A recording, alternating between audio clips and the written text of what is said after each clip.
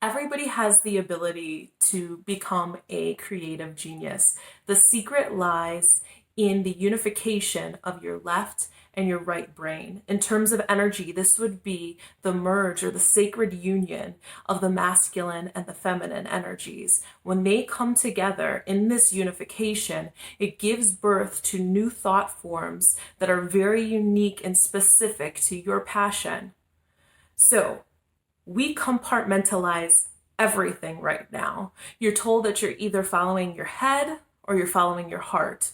You're either being logical or you're being emotional. And this is extended into the education system where we've divided everything into subjects. So you're either studying math and science or you're studying the arts. And splitting everything this way keeps us in this state of imbalance that stops us from unifying the parts of our brain that can give birth to these creative processes that I'm describing.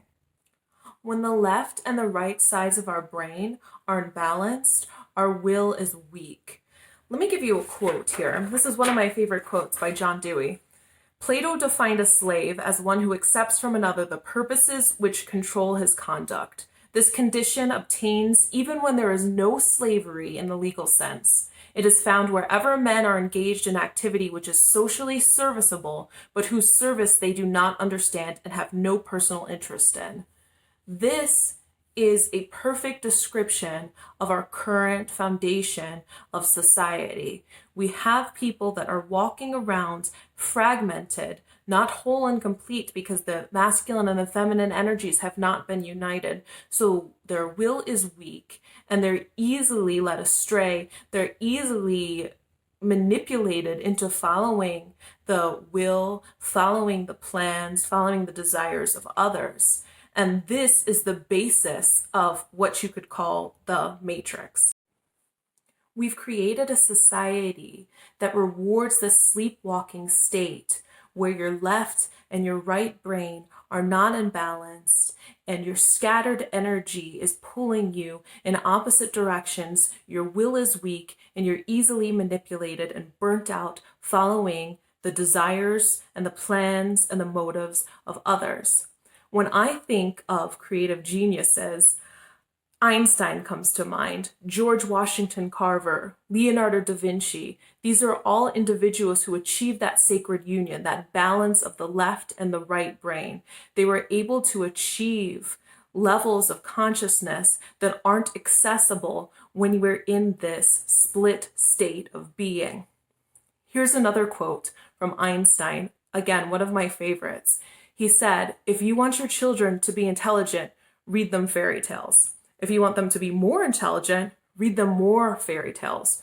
Why did he say this? Because Einstein understood the importance of nurturing that rich, imaginative state of being. He understood that children needed to relish in this state of creation before they were inundated with the strict regulations of the patriarchy in both society and education.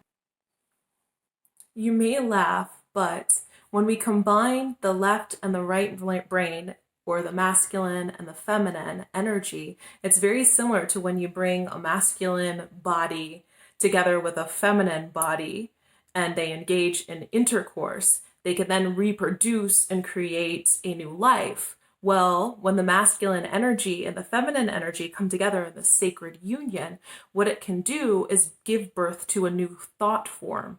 This new thought form is something that exists in the imaginative realm. It exists in a place that we cannot see with our eyes, but what this does is we're able to download this information and then check it and balance it with the systems and the logical structures that exist here on the physical plane.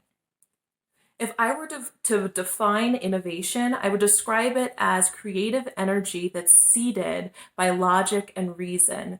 Innovation is new life.